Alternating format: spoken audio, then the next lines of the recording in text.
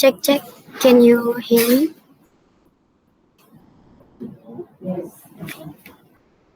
Okay. Bismillahirrahmanirrahim. Assalamualaikum warahmatullahi wabarakatuh. Good afternoon, everyone. Good afternoon. How are you today? I'm fine, thank you. I'm fine too. Okay. I would like to thank you, the participants who have joined the video conference batch 9. Introduce, my name is Nadia Putri Pratama. Here I am the host and moderator name is Rizky Muhammad Rifai. And the presenter name is Nela Apriani. This moment we will talk about healthy diet. Before we start, I will read the rule. First, I hope the participant will turn off microphone. Second, if you have any question, please later if the presenter has finished giving the presented. Third, then the attendance link will be shared 15 minutes before the event ends. The time please to moderator. Yes, thank you, host. Introduce, my name is Rizky Muhammad Rifai. I am as the moderator here. We'll guide this event accompanied by a presenter name is Nel Apriani. Please to presenter to get started. Assalamualaikum warahmatullahi wabarakatuh. Waalaikumsalam. Good afternoon, everyone. Good afternoon. How are you today? I'm fine, alhamdulillah. Thank you, host and moderator. Let me introduce myself. My name is Nela Apriani from SMK PGRI Subang. Now I will try to present about healthy diet.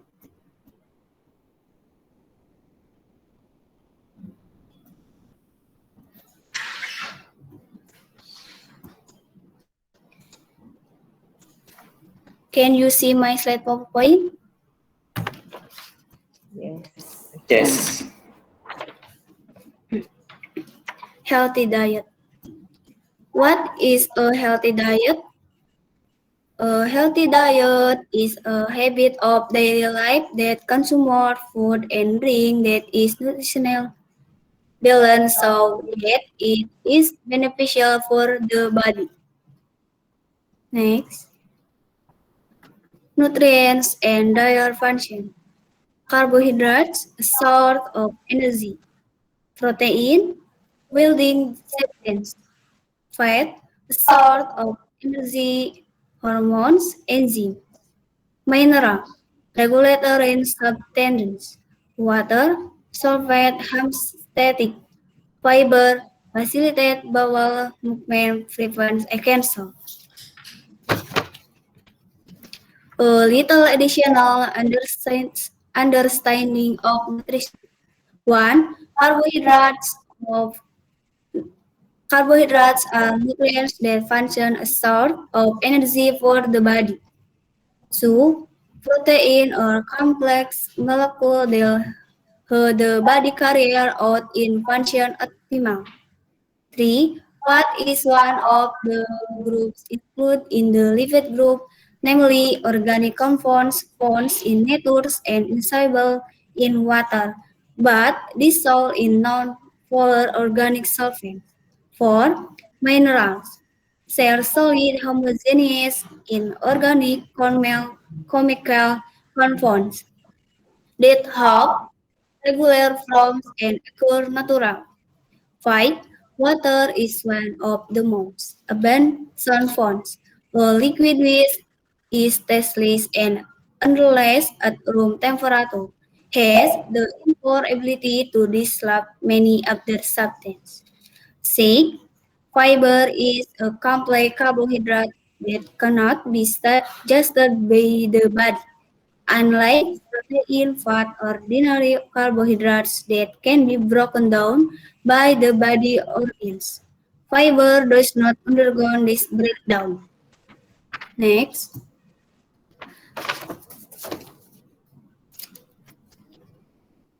The benefits of a healthy diet. 1.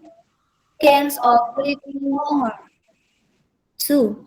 Has more energy. 3. Reduce the risk of disease. 4. Have a better memory. 5. The ideal body weight.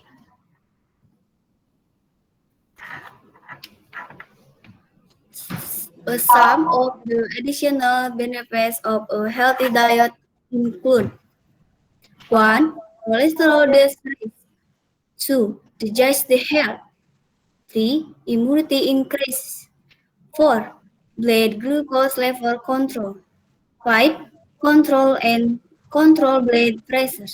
6. Bone health. 7. Weight loss. Next. Example of who to mention a healthy diet. 1. Make a record of food condition. 2. Regular eating hours.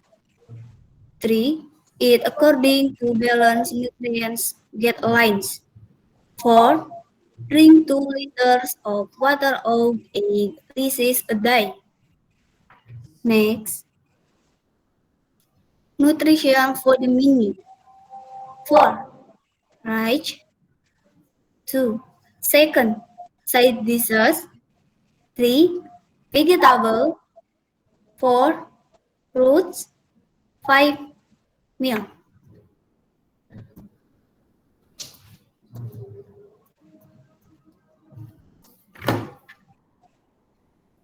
Please watch the video.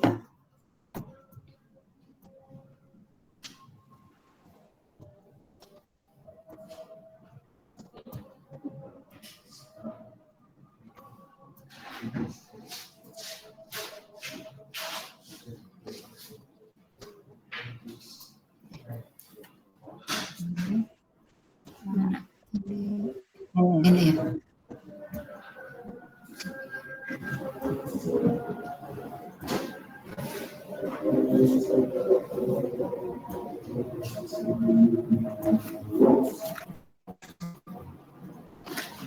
That was video.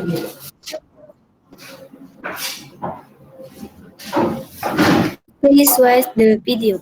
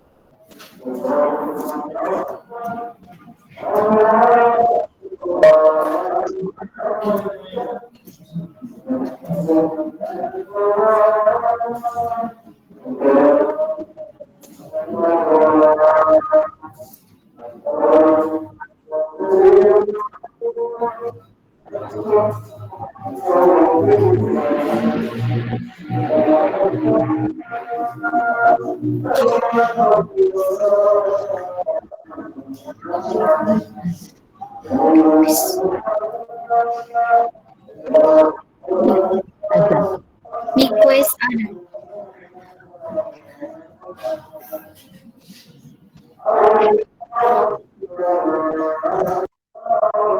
Wait. Please wait because azan sounds. Please wait at Adan.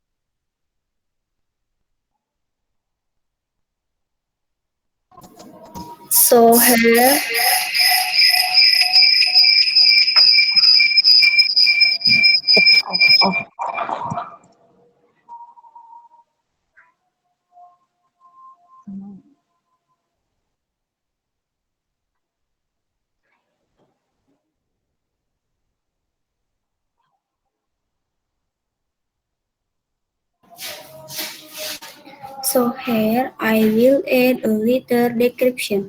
Can you use Indonesian? Yes, please. Makanan yang beragam, bergizi, dan berimbang dan aman untuk dikonsumsi diimplementasikan ke dalam 13 pesan dasar gizi seimbang diperuntukkan untuk semua kelompok umur kecuali bayi yang berumur antara 0 sampai 4 bulan atau hanya ASI saja, yaitu pertama, makanlah aneka ragam makanan. Kedua, makanlah makanan untuk memenuhi kecukupan energi. Ketiga, makanlah makanan sumber karbohidrat setengah dari kecukupan energi. Keempat, batasi konsumsi lemak dan minyak sampai seperempat dan kecukupan energi. Kelima, gunakan garam boridium. Keenam, makanlah makanan sumber zat besi. Ketujuh, berikan ASI saja pada bayi sampai umur 4 bulan. 8. Biasakan makan pagi. 9. Minumlah air bersih, aman, dan cukup jumlahnya. 10. Lakukan kegiatan fisik dan olahraga secara teratur. 11. Hindari minum minuman beralkohol. 12. Makanlah makanan yang aman bagi kesehatan. 13. Bacalah label pada makanan yang dikemas. Ciri-ciri makanan sehat dan makanan tidak sehat. Ciri-ciri makanan sehat, pertama, tidak banyak mengandung lemak-lemak hewani. Kedua, rendah garam dan MSG. Penggunaan penyedap rasa yang banyak beredar di pasaran memang membuat makanan terasa gurih dan nikmat. Tapi, bukan berarti menjadi lebih sehat. 3. Banyak mengandung sayuran atau serat. Keempat, tidak atau sedikit menggunakan bahan pengawet. Setiap bahan makanan yang dikemas umumnya menggunakan bahan pengawet seperti bumbu kaldu, makanan kaleng, dan sebagainya. Kelima, menggunakan sedikit minyak goreng. Keenam, tidak bersantan. Ketujuh, tidak terlalu pedas. Kedelapan, dimasak matang, jadi tidak setengah matang atau terlalu lama matang. 9. Mengandung zat-zat gizi. Nah, kalau makanan yang tidak sehat adalah mengandung formalin. Kalian pasti tidak tahu apa itu formalin. Nah, formalin adalah larutan formalida dalam air dan dilarang digunakan dalam pangan sebagai pengawet. Formalin ini digunakan pada industri plastik, anti busa, bahan konstruksi, kertas, karpet, tekstil, and cat, mebel, dan pengawet. Formalin dapat menyebabkan kanker. Sekitar 2 sendok makan formalin dapat menyebabkan kematian. Terima kasih. This is the end of my presenter. Thank you.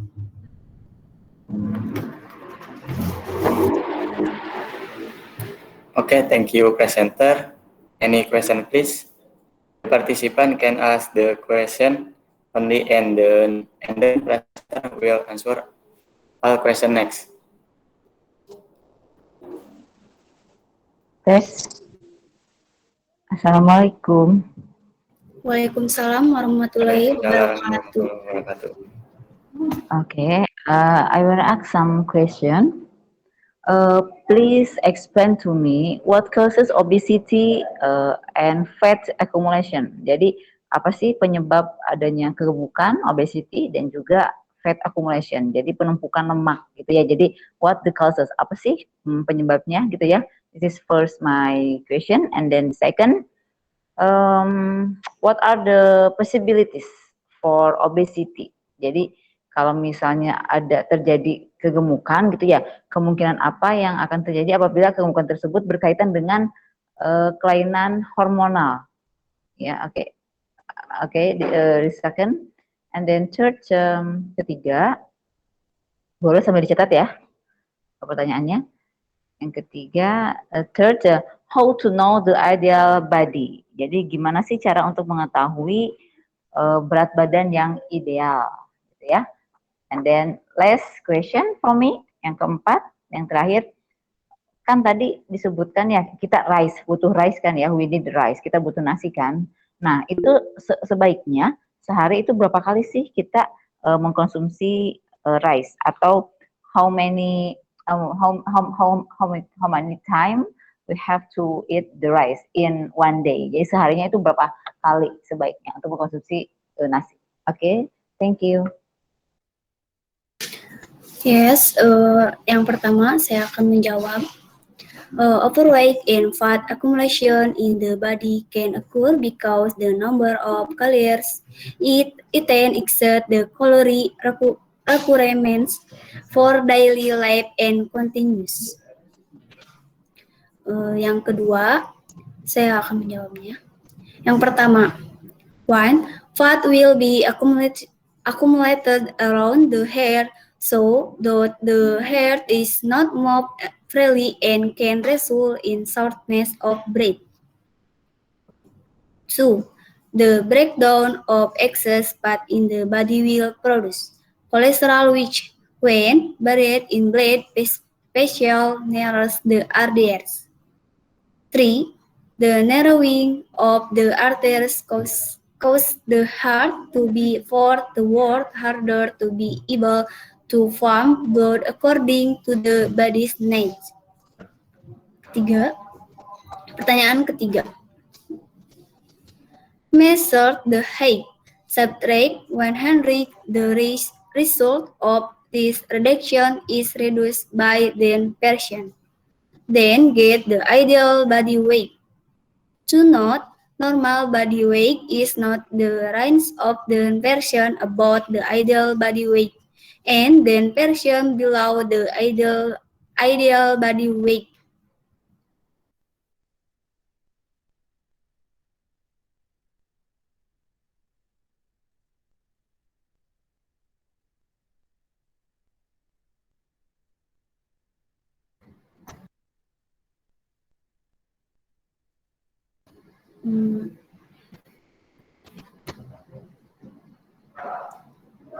Can I use Indonesian? Seperti 3 kali dalam sehari itu lebih bagus dan sesuai porsi kita masing-masing.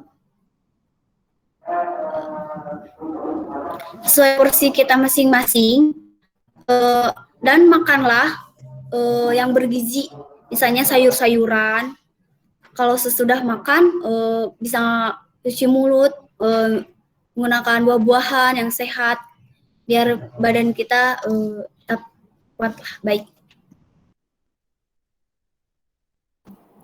Nah, ini di kolom chat ada yang bertanya dari Deki Moh Yasin, lebih sehat mana minyak kelapa atau minyak sawit? Ya, itu pertanyaannya.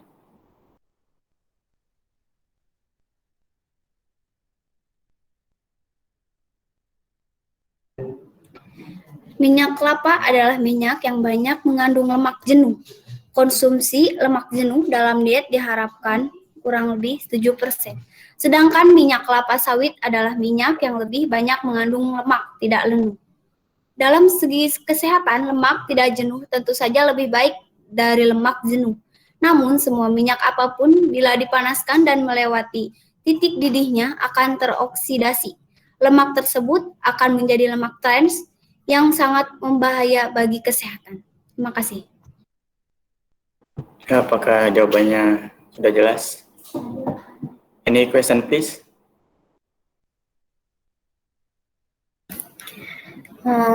Excuse me, saya izin bertanya, apa sih penyebabnya gagal diet?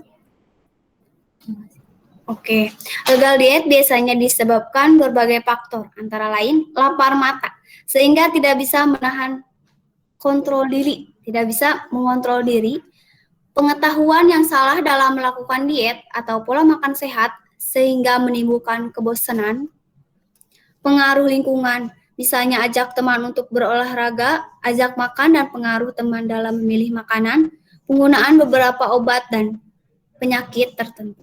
Terima kasih. Ya, apakah jawabannya sudah jelas? Yes. Ya, sambil menunggu yang bertanya lagi, saya ingatkan untuk mengisi absensi yang sudah ada di kolom chat. Ini ada pertanyaan dari Tiffany Nur Elisa. Assalamualaikum. Waalaikumsalam. Izin bertanya, lebih sehat mana, minyak kelapa atau minyak sawit? Ya, mohon dijawab. Nah, yang sudah tadi saya jelaskan, tadi juga ada yang bertanya sama. Jadi, dalam segi kesehatan, lemak tidak jenuh tentu saja lebih baik daripada lemak jenuh. Namun semua minyak apapun bila dipanaskan dan melewati titik didihnya akan teroksidasi. Lemak tersebut akan menjadi lemak trans yang sangat berbahaya bagi kesehatan. Minyak kelapa adalah minyak yang banyak mengandung lemak jenuh. Konsumsi lemak jenuh dalam diet diharapkan kurang lebih 7%, sedangkan minyak kelapa sawit adalah minyak yang lebih banyak mengandung lemak tidak jenuh. Terima kasih. Ya, apakah jawabannya sudah jelas, Tiffany? Any question, please? Ya, di sini saya akan bertanya terlebih dahulu kepada Nela. Apakah karbohidrat harus dihindari jika ingin menurunkan berat badan? Nah, saat diet bukan berarti semua karbohidrat harus dihindari.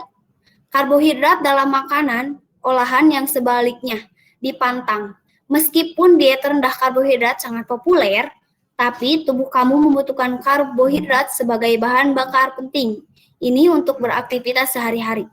Yang harus dihindari adalah karbohidrat dari gula, minuman manis seperti soda, jus, dan lemak hewani. Konsumsi karbohidrat dari biji-bijian, buah-buahan, dan sayuran. Terima kasih. Ya, terima kasih jawabannya. Any question, please?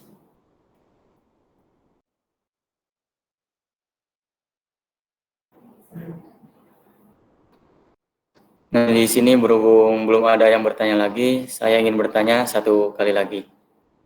Berapa lama setelah makan hingga rasa kenyang itu muncul? Biasanya rasa kenyang muncul 15-20 menit setelah makan. Konsep mindful eating mengajarkan untuk menyantap makanan perlahan jika ingin menurunkan berat badan. Agar porsi makan tidak berlebihan, perhitungkan adanya jeda antara saat mulut merasakan rasa makanan dan otak menerima sinyal kalau perut sudah penuh. Caranya bisa dengan meletakkan sendok tiap satu suapan. Dengan demikian, otak memilih lebih banyak waktu untuk memberitahu kamu kalau perut sudah penuh. Terima kasih. Oh iya, baik, terima kasih. Nah, di sini ada yang bertanya dari Riswardana, apakah pola minum juga berpengaruh terhadap diet? Bagaimana sebaiknya?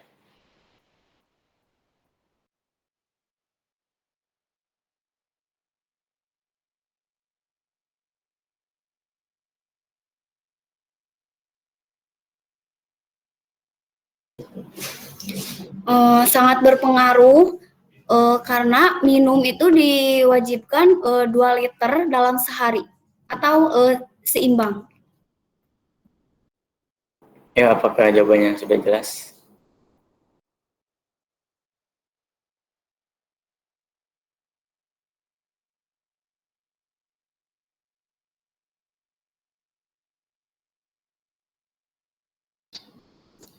Di sini saya akan menambah gambaran tentang penjelasan tentang nasi, lauk, pauk, sayuran, buah-buahan, dan susu.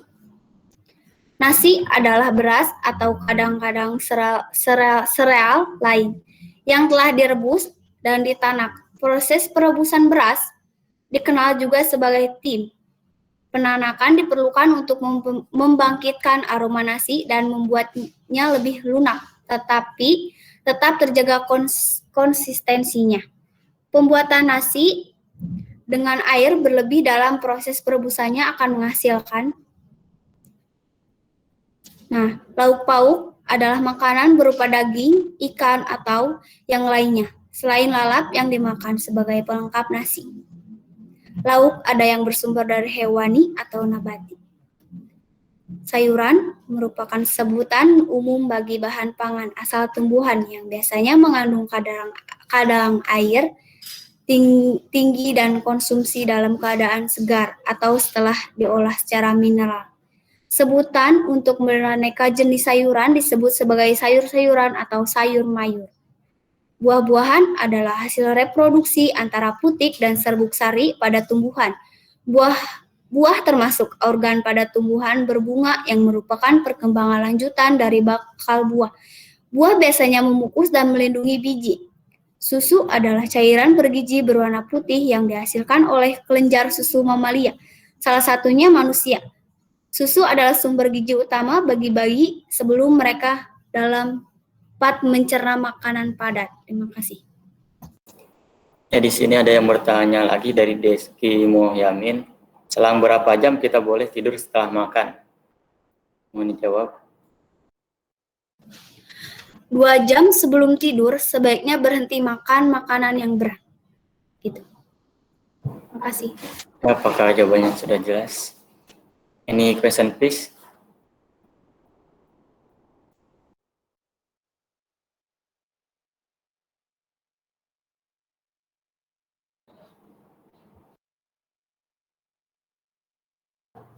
Oke, sambil menunggu yang bertanya lagi, saya akan kembali untuk mengisi absennya yang sudah ada di kolom chat.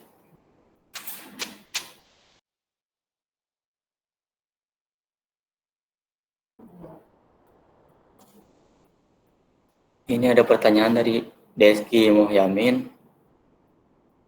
Mengapa begitu dan jelaskan? Ya, tunggu sebentar.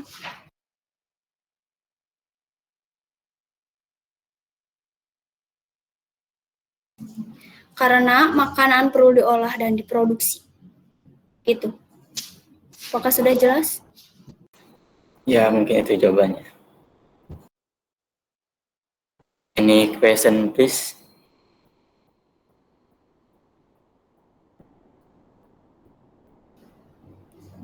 Oke, boleh saya bertanya? Yes.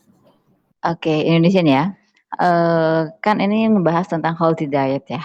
Nah, presenter sendiri sudah melaksanakannya atau belum nih tentang healthy diet ini? Alhamdulillah sudah. Cuma sekarang ini bulan puasa, jadi berat badan pun mengurang. Jadi 1 kilo mengurangnya. Pas saya sih sebenarnya nggak begitu menentang tentang diet ini. Cuman karena saya makan itu segala dimakan gitu, nggak teratur gitu. Saya juga gitu. Oke, jadi healthy diet ini bukan hanya untuk ideal body ya, body goal enggak ya. Jadi enggak cuman hanya untuk mendapatkan body yang bagus gitu ya, tetapi juga untuk kesehatan, keseimbangan gitu ya. Oke, terima kasih.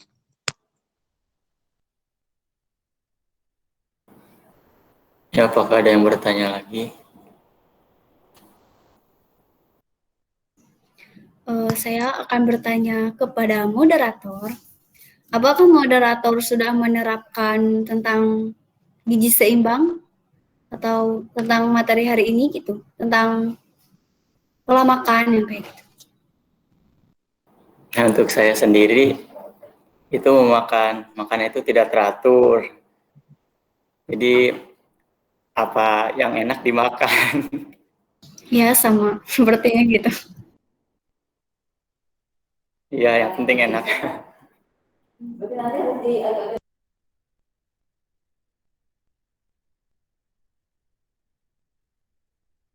Kalau nggak enak, nggak boleh makan.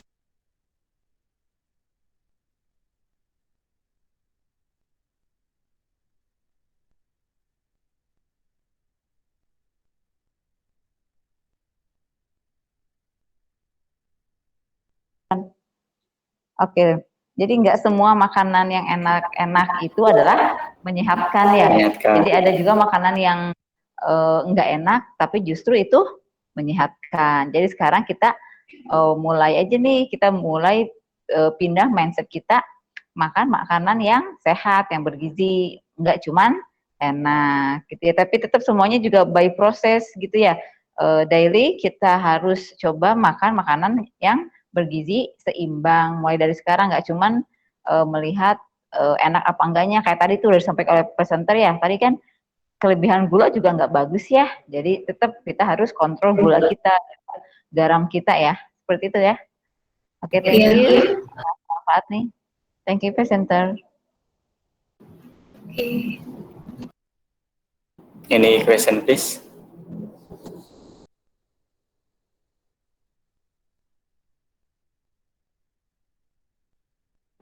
Nah, ini ada dari Devki Muhyamin lagi. Diet dengan memakan kentang dan wortel saja bagus apa tidak?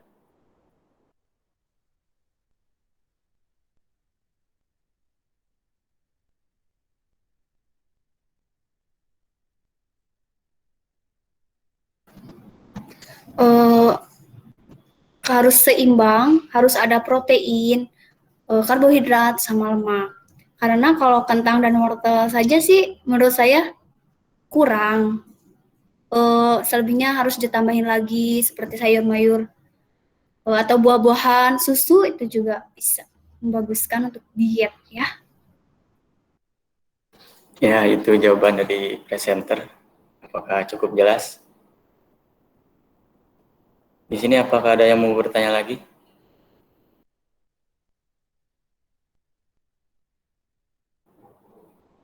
Oke, mungkin tidak ada lagi ya. Thank you. Saya ingatkan kembali untuk absen yang tertera di kolom chat. Thank you, presenter and participant. I will return the host. Okay, thank you presenter, moderator, and all participants. I hope we can meet again in the video conference. Thank you. Wassalamualaikum warahmatullahi wabarakatuh. Waalaikumsalam warahmatullahi wabarakatuh. Wabarakatuh. Waalaikumsalam. Halo semua. Ya, Iya. Congratulations to Nela, Rizky, and Nadia for this weekon. You are all do a very good Thank you. presentation. thank you. But there's a certain point I need to remind you. First, do not forget to make a conclusion. Jadi jangan lupa membuat rangkuman dari apa yang sudah disampaikan semuanya, termasuk dari apa? Dari pertanyaan-pertanyaan yang tadi disampaikan, gitu ya. Yang pertama itu, jadi ke depannya setelah semua selesai, tidak ada pertanyaan lagi, sebelum ditutup itu sampaikan terlebih dahulu kesimpulan atau rangkuman dari pikon yang dilaksanakan pada hari tersebut. Begitu ya? Ya, siap. Selain dari Ya. itu, semuanya sudah berjalan dengan sangat baik, terutama komunikasi antara moderator dan presenter tadi bagus sekali. Saling apa? Saling menimpal, membantu menjawab dan lain sebagainya. Host juga terlibat dengan sangat baik. Ya, terima Silahkan Ya, kasih. terima kasih. ditingkatkan ya. Tetap semangat ya. Ya, Good. Ya, kalau sudah tidak ada pertanyaan lagi atau mungkin ada tambahan dari instruktur yang lain, silahkan boleh ditutup. Assalamualaikum warahmatullahi wabarakatuh. Waalaikumsalam. Waalaikumsalam warahmatullahi wabarakatuh. Yeah, thank you very much to Mr. Bagus. This is it's true, right? It's correct. We have to make a conclusion before end and then before change the question, right? Jadi sebelum memang beralih ke pertanyaan yang lain, sebaiknya memang moderator mengulang kembali jawaban dari presenter. It's okay ya, itu masukan yang bagus. Next, berikutnya kita akan memperbaiki, gitu ya.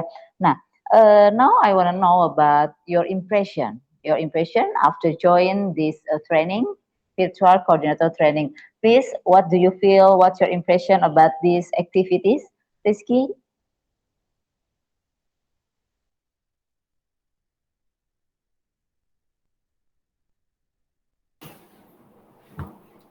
Ya, untuk kesan saya mengikuti PCT ini, ya menurut saya ini menambah wawasan ya, apalagi dan ini cukup membuat saya deg-degan, apalagi kan ini Inggris ya, tapi sangat bermanfaat sekali bagi saya. Ya mungkin itu saja. Terima kasih.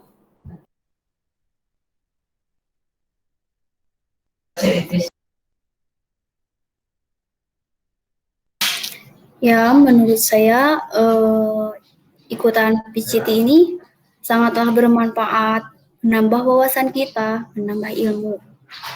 Apalagi saya sendiri yang tidak bisa, tidak paham lah untuk membaca Inggris gitu.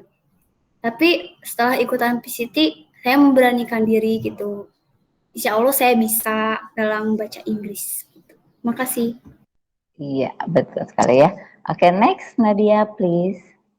Oke, pendapat saya mengikuti PCT ini ya biar menambah wawasan, bisa mendapat teman baru juga, bisa kenal teman-teman, dan apalagi ini tentang bahasa Inggris agak susah sih membacanya.